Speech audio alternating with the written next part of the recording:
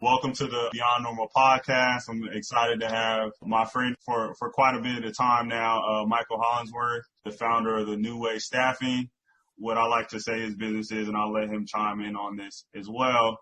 But this is definitely, that premier staffing service for all those targeting the Southeast right now who have been institutionalized and are looking to rehabilitate their careers and start fresh. So, I want to welcome my good friend, Michael Hollingsworth. Thank you for allowing me to join. Really appreciate it. Appreciate that, sir. All right. So I want to get right into it. You have a very unique story around how you got into your entrepreneur journey. Yep. So I want you to tell us a little bit about your background, upbringing all the way up into how you transitioned from corporate into your current position at New Way Staffing. Right. So background, pretty regular, from a smaller town just outside of Atlanta. So I'm a Georgia boy, born and raised, went to undergrad here, grad school, got out of college, started my career in banking. So was a business banker for a few years with Wells Fargo, then went to graduate school, got out of graduate school, joined GE in one of their leadership programs. So they gave me the opportunity to move out of Georgia for the first time. So lived in Bentonville, Arkansas, Charlotte, North Carolina, Dallas, Texas. So it was an amazing experience, for a small town, kid to get a chance to experience living in these different places. And that really broadened, my exposure to a lot of different things. In terms of how I got into entrepreneurship, so as you mentioned, so my organization, we're a second chance employment agency. We partner with the Department of Corrections, both here in Georgia and in Florida. So we contract with industrial companies, so construction and manufacturing, to place individuals who are coming out of prison into gainful employment. And how I got into that personal story, my dad actually spent 4 years in prison on a nonviolent drug charge. And when he was released, he struggled to find employment. And prior to him going to prison, he was very skilled. So he drove a 18-wheeler for years. He was an owner-operator for a while, so he ran his own business. He did flooring. He was a mechanic. So he was very mechanically inclined, but that mark on his record prevented him from getting a second chance. And not just him, some other cousins that have had a similar experience. So I'm very familiar with the types, with who's in prison, because, a lot of those are my family members. So I know how skilled and how capable they are. And my experience in corporate, taught me how to interact with executives, how to present, how to take an idea from concept to execution. So I had these wonderful skills that I felt like I could put together with this experience that I've witnessed with my family members to start a business.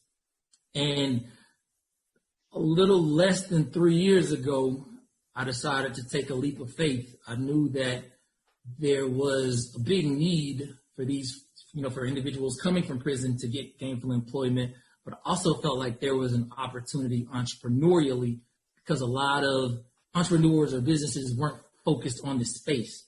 So I decided to put together a business model, i.e. the staffing agency, and started pitching it to companies. And I was right.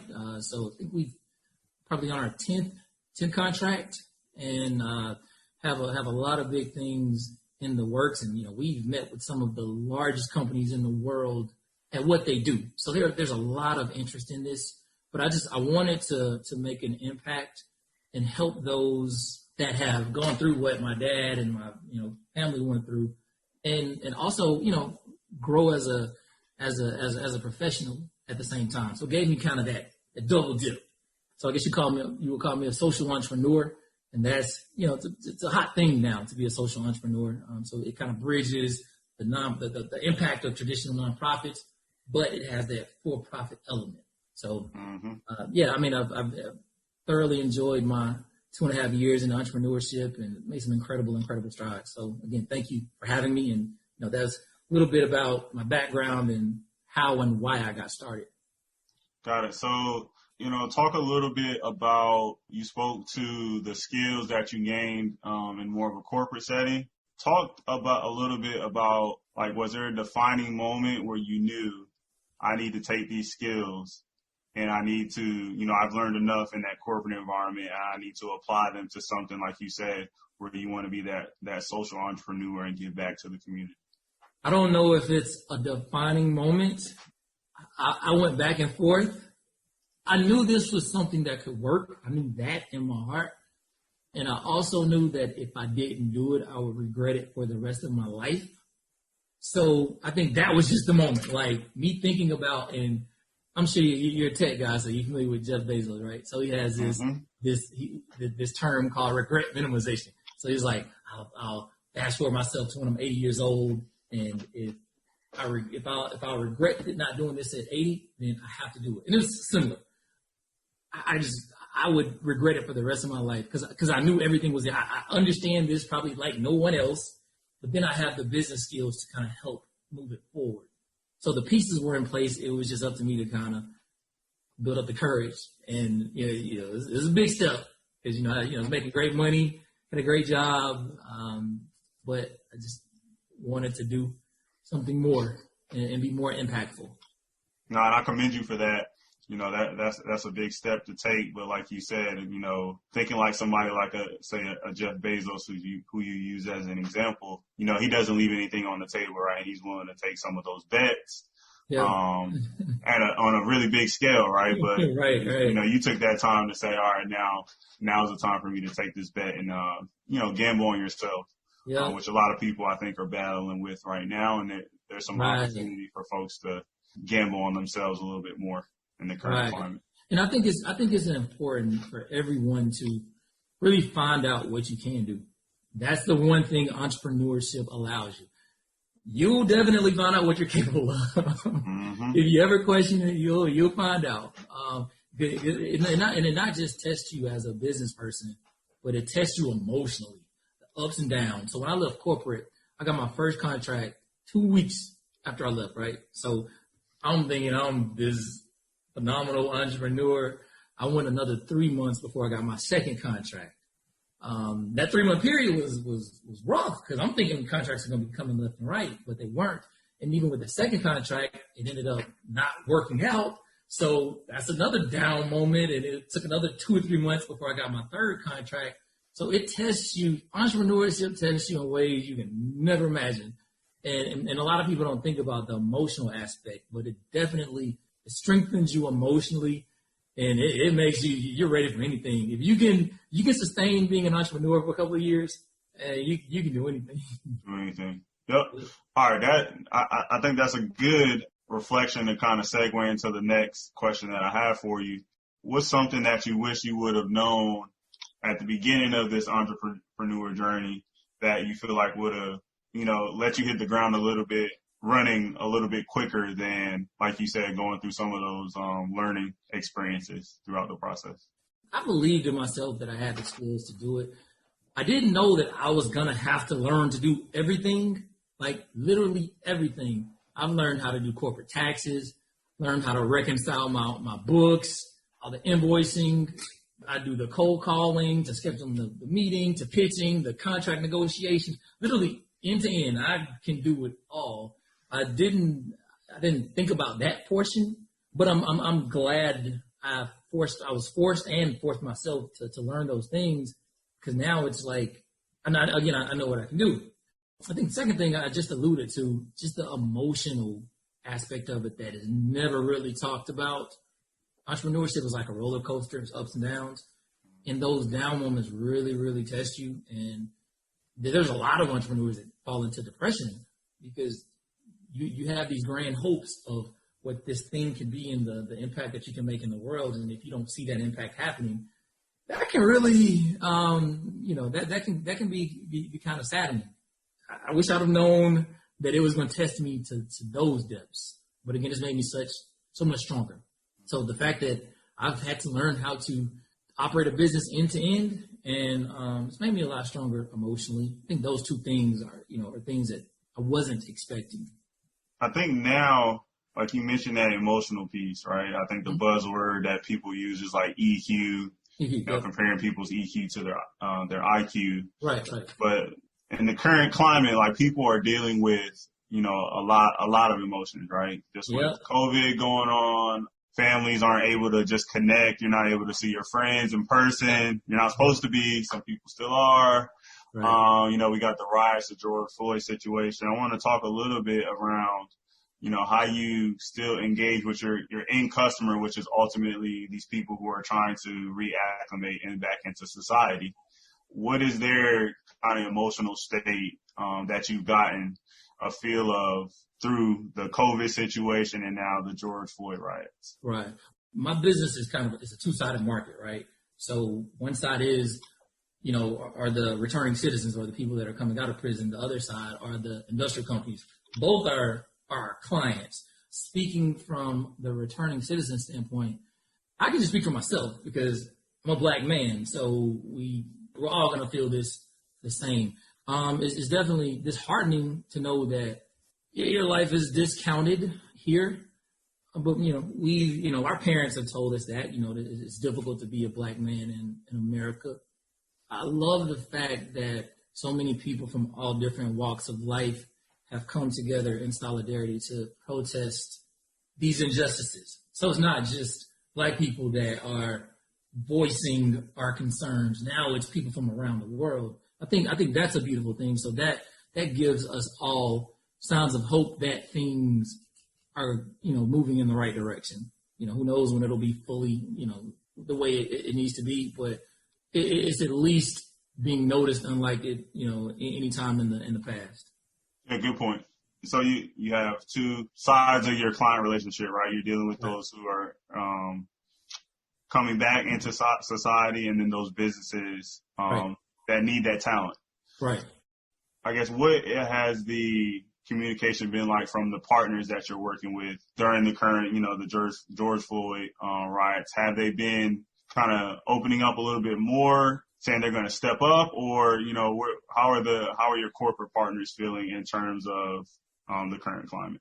My clients in particular are all about, they understand the need for opportunities, and we've had the opportunity to place guys with their companies, so they get how they understand. They now see how talented these folks are, so they get it, which is why they're working with us to begin with. They were compassionate enough even before this to sign contracts with us.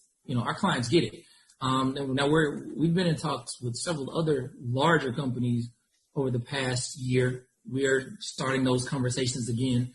So I'll be eager to see how those conversations turn out, given, what's going on in the community and how New Way directly impacts men and women who face these barriers and who, are prevented from getting their lives back together. So definitely interested to see, how those conversations turn out in the coming months. One last question on this piece, and then I'll move on.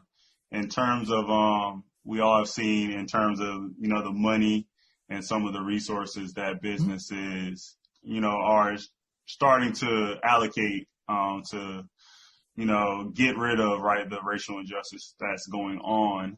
I wanted you to take a minute, take however long you think you need, but just to explain why you feel like companies should be investing in a business like yours, where there are some folks that have been disenfranchised and they've gone through situations who may need that second chance in order to, add value that we all think that we should add. Right. That set value. Yeah, this actually isn't a pitch that I give to companies. One, a lot of people coming out of prison have the skill set that these industrial companies are looking for. They're former welders, mechanics, equipment operators. It's really hard for these companies to find the type of talent out in the general public, right? So one, they're able to be more productive and, get their work done quicker. But two, the economic impact speaks for itself. So Georgia alone, it costs $35,000 a year to house someone in prison. And stats say within 5 years, 75%, there's a 4 out of 5 chance they're going to go back to prison, right? So think about all those resources that taxpayers are paying to house these individuals. And when they get out, if they can't find a job, think about the social services that they're having to utilize, the food stamps. So, you go from $35,000 a year, then, when they're out, more $1,000 a month, right? Whereas if they're employed, they pay on average $10,000 to $15,000 a year in taxes. And Manhattan Institute did a study that says, the sooner an individual is employed after, they're released, the less likely they are to go back to prison. So you essentially go from taxpayers paying $35,000 a year to them paying into the tax base by $10,000 to $15,000. So that's a $45,000 to $50,000 net impact to the community per year. And if you look at California, I think it's like $70,000 a year to house someone in prison. So you're looking at, if you can get them employed and keep them out of prison, that's a 6-figure net impact per year in places like California. So it benefits everyone. One, the companies are getting the necessary talent to, increase their productivity. But two, the economy benefits as a whole. Mm-hmm. So everybody benefits when we can take this one person and get them on the right track. Yeah, and I love that you have that in the pitch because those are eye-opening numbers. Absolutely. Right? Like Absolutely. you said, Atlanta's a big metro, so you guys are going to have numbers similar to, like you said, California, where the impact of not having these folks in the system, right, it's huge and it benefits everybody. Right. In terms of, how would somebody go about giving back or, helping this cause that you're working on and that you're passionate with? I would just say just advocacy in general. I mean, we're a pretty closed system, so we don't work with the public. It's what is called B2B2G, business to business to government. It's pretty closed. We don't even really do much social media marketing. But just say advocacy, because not everyone owns a manufacturing company or a large construction company. But, we all interact with people that have been to prison. And, we all could have gone to prison, at some point in our lives because we've all made mistakes. We just happen to not have gotten caught. So just advocacy. Just judge those folks for the person that they are now, not by the mistake that they made. And I think if we all take that approach, a lot of things will change. And you mentioned one thing there, like you said, is B2B2G. Yep. And I think that's important, right? That G, that we all know, that government piece. And I know the big hot topic for everybody right now is just getting out and voting. Right. And kind of just knowing, what your local politicians, what's their thought process on these kinds of topics as people do look to come back into society. Absolutely. Absolutely. All right. So how do people go about staying in touch with everything that New Way Staffing is doing and just keeping up to date with all the great things that your company's doing? Right. Primarily, you can go to our website, which is newwaystaffing.com, NU-WAY staffing.com. You can also follow us on LinkedIn. We don't have a big, because we're a pretty closed system, so we don't do a lot on the Instagrams and the Facebooks. It's something we may start doing more in the near future. But yeah, our website, LinkedIn, pretty much keeps folks up to date with what we're doing. In closing, I wanted to just give you some time towards the end, if you had any last remarks, anything you want to leave the people with in terms of what, New Way Staffing is currently doing and what you guys are going to be building towards for the future. I think the goal is to impact every major metropolitan city in the country. That's the goal. We're on a great start. Florida in conversations with the Carolinas, but there's some other areas that need to be addressed in this space as well, from a transportation to work perspective, a housing perspective. So I really want to go after those, and those are the three key hurdles: employment, transportation, and housing. I really want to go after those areas, see how we can impact them to make lives better. It's a lifetime worth of work. Mm-hmm. I guess you could say it's my life's work per se, but those are the things that we're looking at, really changing how the system operates post incarceration. Yeah, thinking about that wing to wing. Absolutely. That seems like you said, that's a lifetime of work. Absolutely, it is. Yeah, and I know you'll definitely get there. Thank you. I want to thank again. I want to thank Michael for joining us. Thanks for tuning in to the Beyond Normal podcast. I can be reached by cell phone via call or text at 980-263-9921. I'm interested in connecting with other business owners across different industries and looking forward to the conversation.